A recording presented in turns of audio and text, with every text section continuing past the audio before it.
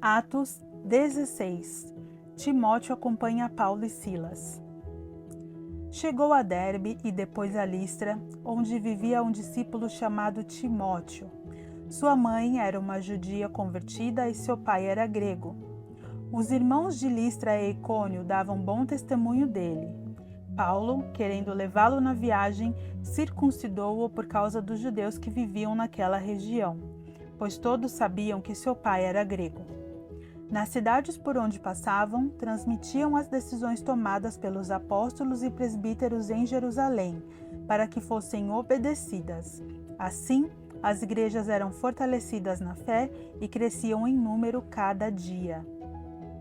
A visão de Paulo em Troade.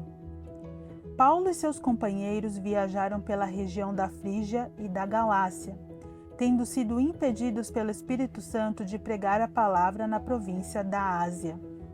Quando chegaram à fronteira da Mísia, tentaram entrar na Bitínia, mas o Espírito de Jesus os impediu.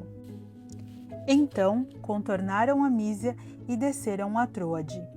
Durante a noite, Paulo teve uma visão, na qual um homem da Macedônia estava em pé e lhe suplicava: "Passe a Macedônia e ajude-nos." Depois que Paulo teve essa visão, preparamo-nos imediatamente para partir para a Macedônia, concluindo que Deus nos tinha chamado para lhes pregar o Evangelho. A conversão de Lídia em Filipos. Partindo de Troade, navegamos diretamente para Samotrácia e no dia seguinte para Neápolis. Dali partimos para Filipos, na Macedônia, que é colônia romana e a principal cidade daquele distrito. Ali ficamos vários dias. No sábado, saímos da cidade e fomos para a beira do rio, onde esperávamos encontrar um lugar de oração. Sentamo-nos e começamos a conversar com as mulheres que haviam se reunido ali.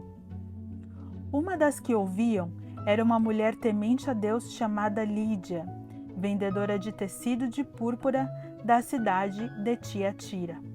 O Senhor abriu seu coração para atender à mensagem de Paulo. Tendo sido batizada, bem como os de sua casa, ela nos convidou dizendo: "Se os senhores me consideram uma crente no Senhor, venham ficar em minha casa", e nos convenceu. Paulo e Silas na prisão. Certo dia, indo nós para o lugar de oração, encontramos uma escrava que tinha um espírito pelo qual predizia o futuro. Ela ganhava muito dinheiro para os seus senhores com adivinhações.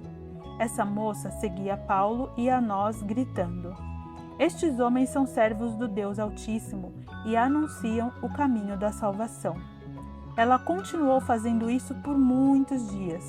Finalmente, Paulo ficou indignado, voltou-se e disse ao espírito: "Em nome de Jesus Cristo eu ordeno que saia dela."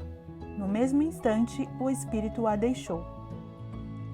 Percebendo que a sua esperança de lucro tinha se acabado, os donos da escrava agarraram Paulo e Silas e os arrastaram para a praça principal, diante das autoridades. E, levando-os aos magistrados, disseram: "Estes homens são judeus e estão perturbando a nossa cidade, propagando costumes que a nós, romanos, não é permitido aceitar nem praticar." A multidão ajuntou-se contra Paulo e Silas, e os magistrados ordenaram que se lhes tirassem as roupas e fossem açoitados. Depois de serem severamente açoitados, foram lançados na prisão. O carcereiro recebeu instrução para vigiá-los com cuidado. Tendo recebido tais ordens, ele os lançou no cárcere interior e lhes prendeu os pés no tronco. Por volta da meia-noite, Paulo e Silas estavam orando e cantando hinos a Deus, e os outros presos os ouviam. De repente, houve um terremoto tão violento que os alicerces da prisão foram abalados. Imediatamente, todas as portas se abriram e as correntes de todos se soltaram. O carcereiro acordou e, vendo abertas as portas da prisão, desembainhou sua espada para se matar, porque pensava que os presos tivessem fugido. Mas Paulo gritou: "Não faça isso, estamos todos aqui." O carcereiro pediu luz. entrou correndo e, trêmulo, prostrou-se diante de Paulo e Silas. Então levou-os para fora e perguntou: Senhores, que devo fazer para ser salvo? Eles responderam: Creia no Senhor Jesus e serão salvos você e os de sua casa. E pregaram a palavra de Deus a ele e a todos os de sua casa. Naquela mesma hora da noite, o carcereiro lavou as feridas deles. Em seguida, ele e todos os seus foram batizados. Então os levou para sua casa, serviu-lhes uma refeição e com todos os de sua casa alegrou-se muito por haver crido em Deus. Quando amanheceu, os magistrados mandaram seus soldados ao carcereiro com esta ordem: Solte estes homens. O carcereiro disse a Paulo: Os magistrados deram ordens para que você e Silas sejam libertados. Agora podem sair, vão em paz. Mas Paulo disse aos soldados: Sendo nós cidadãos romanos, eles nos açoitaram publicamente sem processo formal e nos lançaram na prisão. E agora querem livrar-se de nós secretamente? Não, venham eles mesmos e nos libertem. Os soldados relataram isso ao magistrado, os quais, ouvindo que Paulo e Silas eram romanos, ficaram atemorizados. Vieram para se desculpar diante deles e, conduzindo-os para fora da prisão, pediram-lhes que saíssem da cidade.